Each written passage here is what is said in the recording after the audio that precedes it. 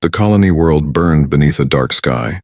Cities that once glowed with life were nothing but broken shells of steel and fire. Smoke rose into the heavens, twisting like black rivers in the wind. From orbit, the enemy ships hovered like vultures, their weapons raining destruction onto the helpless planet below. People gathered in the ruins, staring up at the sky with eyes filled with fear. They had sent calls for help weeks ago. Messages had been broadcast across the stars, desperate signals begging for aid. Yet no one had answered. No ships had come. No allies had arrived. The galaxy was silent. Rumors spread among the survivors. Some said their cries for help had been ignored by the Council of Allied Races. Others whispered that Earth itself had received the message but had chosen not to respond. To the people trapped on the dying world, hope was slipping away like sand through open hands. On the edge of a shattered city, a mother held her child close. The child asked a question no one wanted to hear. "Will anyone come for us?" The mother did not answer. Her eyes stayed fixed on the sky, where explosions bloomed like fireflowers, where every light seemed to mark another death. Soldiers, broken and weary, tried to keep order. Their weapons were weak, their defenses nearly gone. They had fought for days, maybe weeks, but the enemy was endless. Each night, fewer soldiers returned from the lines. Each dawn, more smoke covered the sun.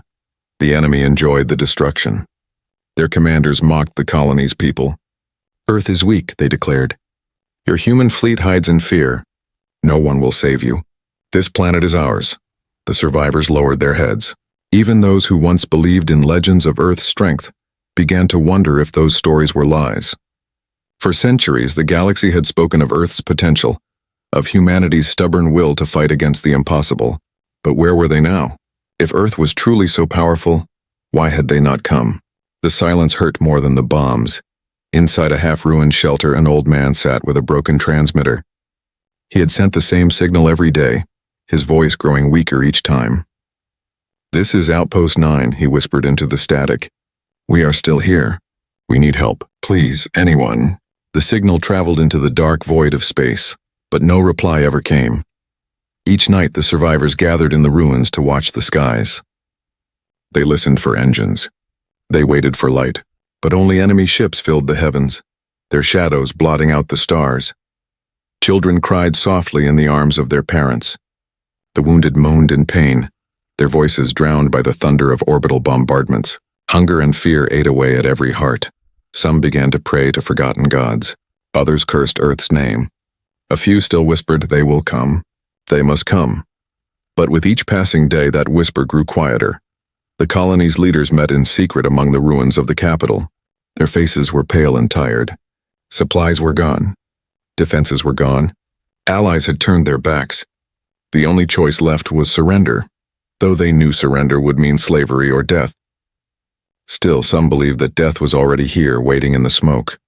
A single soldier stood up during that meeting, his voice rough but firm. "We do not surrender," he said. "We hold until the end. And if the end comes, we face it with honor." The leaders nodded, not out of belief, but out of exhaustion. They had nothing else to offer. That night, as the fires spread across the horizon, a strange stillness fell over the world.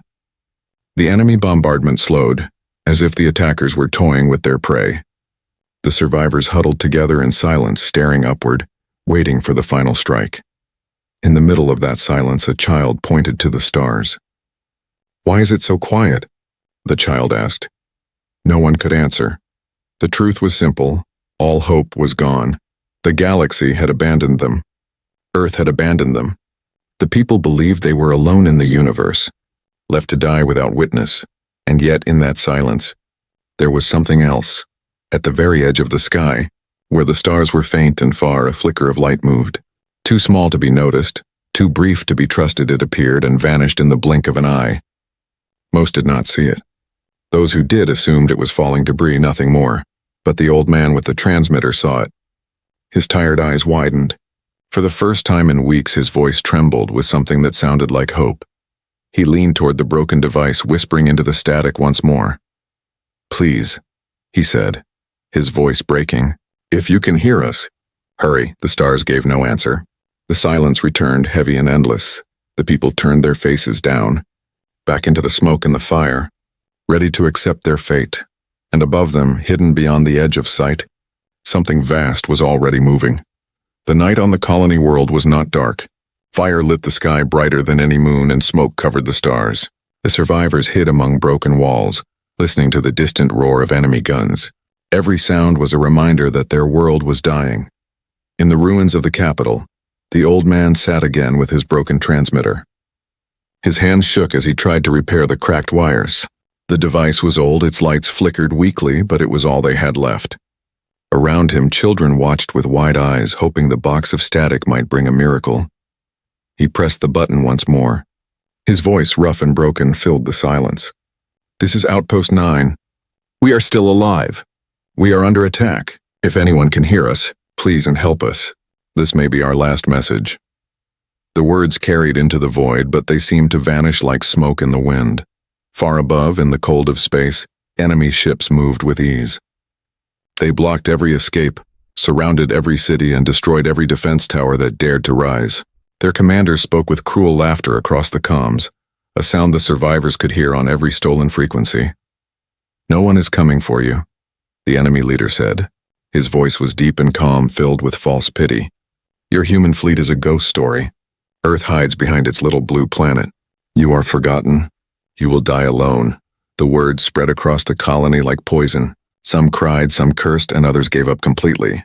A few soldiers still held their weapons, but their eyes showed only emptiness. Inside a bunker, the colony's council argued in whispers. "We must surrender," said one. "If we do not, they will kill us all." "They will kill us anyway," answered another. "They might take prisoners," someone suggested, though their tone lacked belief. "And if they do, what life will that be? Chains? Slavery?" "Better than nothing," the first replied. The debate ended in silence. They had no good choices. One soldier stood at the door, his uniform torn, his face smeared with ash. He heard their words, but he did not speak. His heart beat heavy in his chest, and his mind was filled with anger. He remembered the old stories his grandfather once told him. Stories of Earth's hidden strength, of fleets waiting in silence, of humanity's will to fight when all seemed lost. But those were only stories, weren't they? The soldier stepped outside and looked at the burning sky. He thought of the children hiding in the rubble, the families praying in the ruins. If no one came, these people would die without even being remembered. Back in the shelter, the old man sent another call. His voice was soft like a fading candle. "This is Outpost 9. We are still alive. Please, if you can hear us, this is our last message." He paused, listening to the static. For a long moment, it seemed as though the universe itself held its breath. Then the static answered with nothing but silence. Somewhere in the ruins, a child began to cry. The sound cut through the night like a knife. The old man lowered his head. His hand fell away from the transmitter. His strength was gone. Yet beyond the world, far away from the burning colony, something stirred. At the very edge of the system, deep in the black, sensors on the enemy ships blinked for a moment. Small signals appeared like shadows moving against the stars. The enemy officers glanced at their screens and dismissed them as noise. Debris, they thought. Nothing more. But the shadows grew. Slowly, faint traces of light drifted across the void. They were not fast. They were not yet clear. But they were coming. On the colony below, the people did not see this. They lay in silence, waiting for the end. One woman whispered to her child, "Close your eyes. Do not look at the sky. It is better that way." Another man held a photo of his family, long dead, and muttered, "Earth, why have you left us?" A group of young soldiers sat together, their weapons useless in their hands, and sang an old Earth song. Voices weak but steady, and then, in the bunker, the transmitter sparked. The old man blinked, his tired eyes widening. For a moment, the static shifted. A sound, too faint to be clear, moved across the channel. Not words, not a voice, just a pulse. His hands shook as he leaned closer. "Hello, this is Outpost 9. Can you hear us? Please, we are dying. Can you hear us?" The static hissed again. Then, like a heartbeat, the pulse returned. Stronger this time. The old man gasped. His voice broke with hope. "They heard us. Someone heard us." But before he could say more, the transmitter sparked again and went dark. The room filled with silence. Some shook their heads. Others whispered that it was only a trick of the machine. Yet outside, in the cold darkness of space, the shadows kept growing. Engines far away burned to life. Shapes too vast to be debris moved slowly toward the colony's star. The enemy still did not see it. The survivors still did not believe it. But the message had been heard and something was coming. The night stretched on, endless and heavy. Fires burned across the broken cities, painting the ruins with a red glow. The people of the colony sat in silence, waiting for the final strike. Each hour that passed without it felt like a cruel game. The enemy had already won, but they wanted the survivors to suffer before the end. In the command ship above, the alien leader studied the screens. His long, scaled fingers tapped the edge of the console as he smiled. "They are weak," he told his officers. "Their cries have gone unanswered. Their allies hide in fear. Humanity is a myth, nothing more."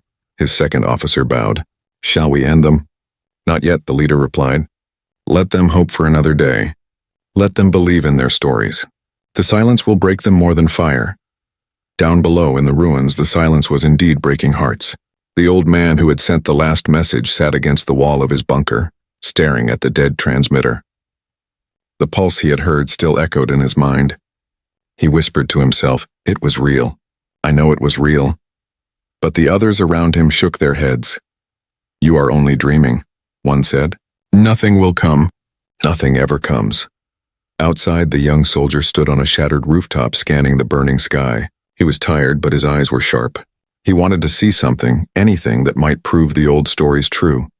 And then, far above the smoke, he saw it. At first, it was only a faint glow, like a distant star flickering on and off. He narrowed his eyes.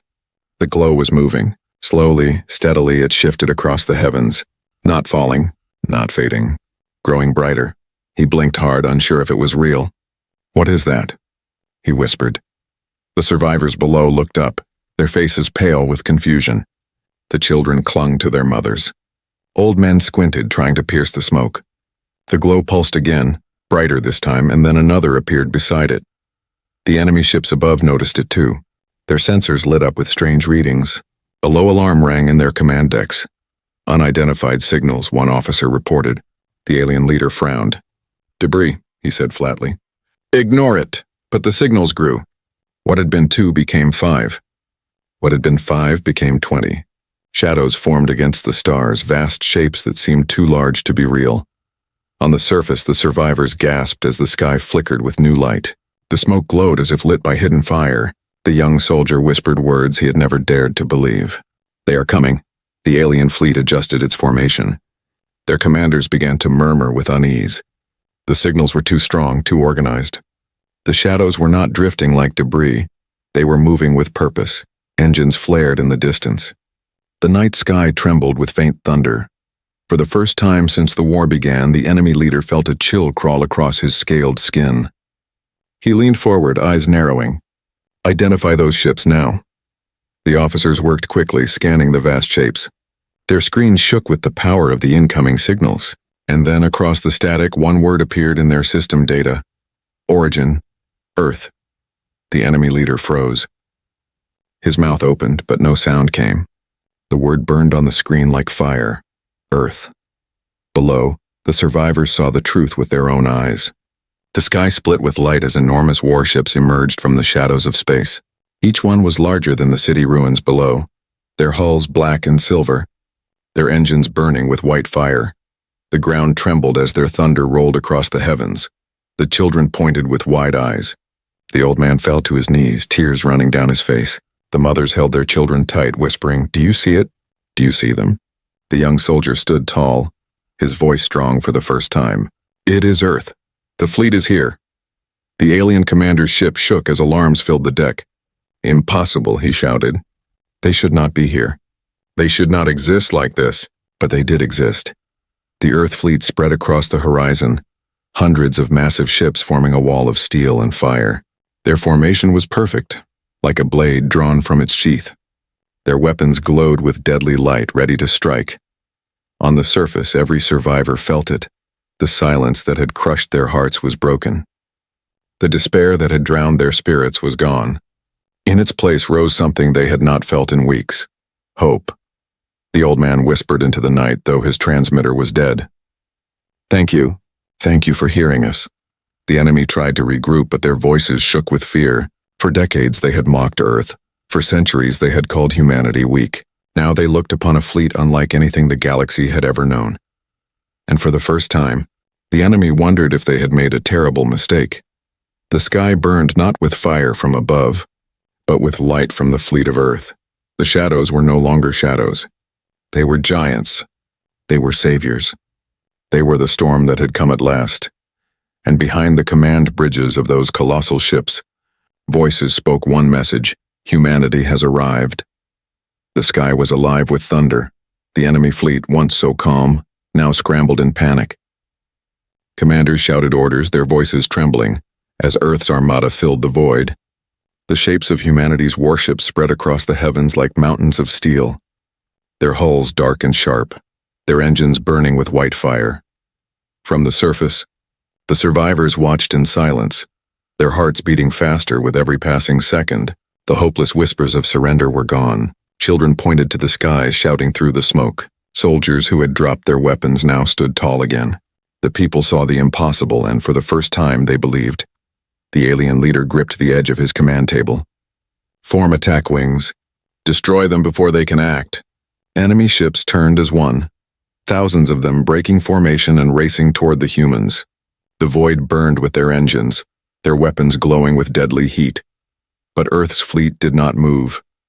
They held their line, silent and still, like predators waiting for the perfect strike. Their massive ships loomed in perfect formation, each one glowing with hidden firepower. The alien commander laughed, though fear twisted his voice. See, they are cowards. They hide behind size. Break them. And then the silence ended. The first human volley lit the sky. From the lead warship, a beam of red fire cut across the void like lightning. It tore through 3 enemy ships at once, breaking them apart in an instant. A second beam followed, brighter and sharper, striking deep into the enemy formation. Explosions bloomed like suns, shaking the heavens. The survivors on the ground gasped as the night sky turned into fire. The thunder of battle rolled across the planet, so loud that windows shattered in the ruins. The Earth fleet had spoken, and its voice was power. The enemy tried to answer. Their ships surged forward, spitting plasma and missiles. But the human ships moved with deadly grace. They did not scatter. They did not falter. They moved as one, each ship covering the others, their formation unbroken. Missiles streaked across the stars, curving through space with perfect aim. Enemy vessels burst apart in chains of fire, their broken hulls tumbling into the black. The alien commander shouted in disbelief. Impossible. Their weapons. Their coordination, he never finished. Another human volley struck, shaking his flagship. Lights flickered. Alarms screamed. Fear spread through his crew like poison. On the colony surface, the young soldier shouted with joy, his fist raised high. Do you see it? This is Earth. This is humanity. His voice carried through the ruins, and others began to echo his cry. The hopeless were no longer silent. They cheered. They wept. They prayed. The old man with the broken transmitter fell to his knees, his eyes wide, as tears streamed down his face. I knew it, he whispered. I knew they would come. Above, the enemy still fought, but their numbers fell faster with each passing minute. Humanity's fleet did not simply fight, it dominated. Every strike was perfect. Every move was exact. The alien ships broke formation, their discipline shattered by fear. Some turned to flee, trying to escape into the dark. But the human ships pursued with relentless speed. Engines roared and beams of fire cut down those who ran. The galaxy had always doubted Earth. They had whispered that humans were young, fragile, weak. But now the truth was written in fire across the stars. Humanity had not been silent because it was weak. Humanity had been silent because it was preparing. The enemy leader staggered as his ship shook again. He stared at the battlefield, his face pale. This cannot be, he muttered. This cannot be real. A voice crackled across the comms. It was cold, strong and calm. The voice of Earth's fleet commander. This is humanity, the voice said. We heard your cries. We answer every call. The alien commander froze. For the first time he felt something he had never known before. Fear, not of death, but of a power greater than his own. The human fleet advanced. Their warships closed in, their weapons glowing like the hearts of suns. The enemy tried one last desperate charge, but it was useless. Humanity's fire tore through them, ship after ship falling into ruin. The survivors on the ground watched in awe as the heavens burned with victory. What had once been the sound of their destruction was now the sound of their salvation. Children cheered. Soldiers shouted. Families held one another tight, laughing and crying at the same time. The people who had been abandoned, who had believed they were forgotten, now saw with their own eyes that they were not alone. Earth had come, and Earth was unstoppable. The final blow came when the lead Earthship turned its weapons on the enemy flagship. A storm of fire rained down, tearing through shields, armor, and steel. The alien commander screamed as his world collapsed around him. In one final flash of light, his ship was gone. Silence followed. The battle was over. Above the broken colony, the stars burned bright once more, cleared of the enemy's shadow, and in their place, Earth's fleet stood guard, shining like a wall of hope. On the ground, the old man raised his head to the sky. His voice cracked as he spoke, but every word carried the weight of truth. Humanity has arrived. The battle was over. Above the wounded colony, the night sky no longer burned with enemy fire. Instead, it glowed with the white engines of Earth's fleet.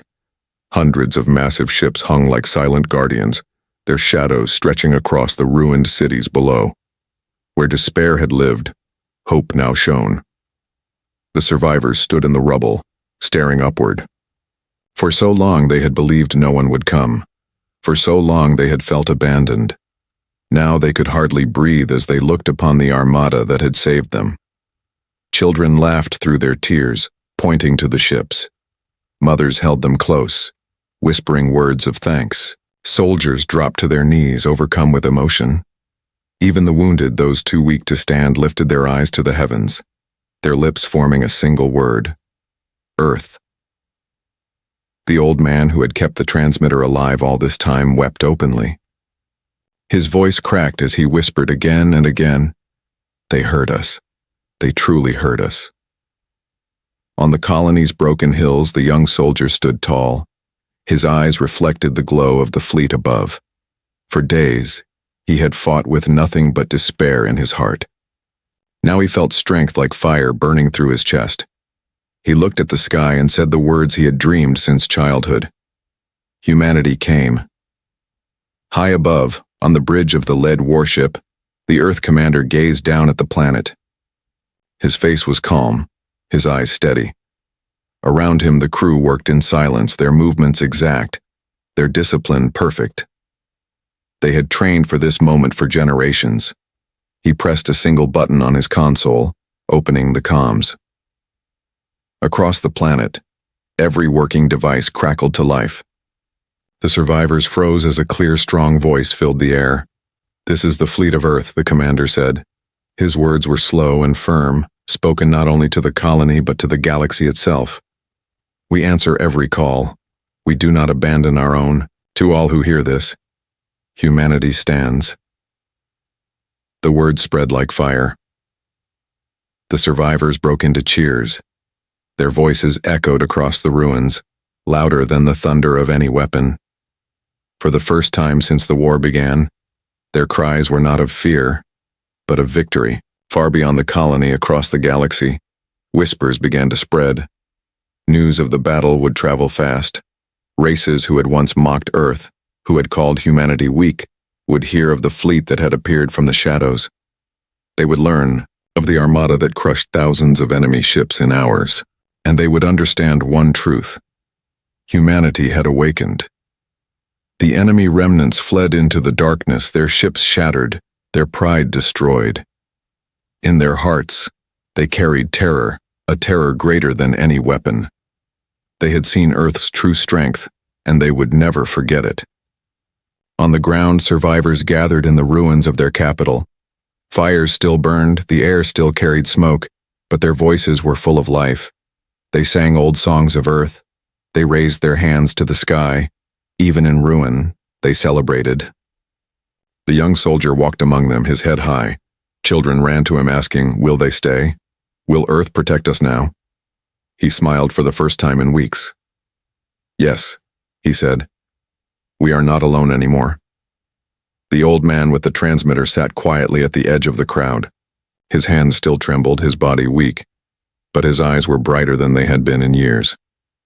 He looked at the sky and whispered, "The galaxy will never forget this night." Above, the fleet remained.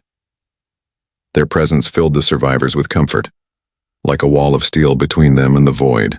The people knew they were safe, at least for now. On the flagship, the commander closed his comms and turned to his crew. "The galaxy will hear of this," he said. "Let them. Let every world know. When hope is lost, humanity will rise." The crew saluted, their eyes steady.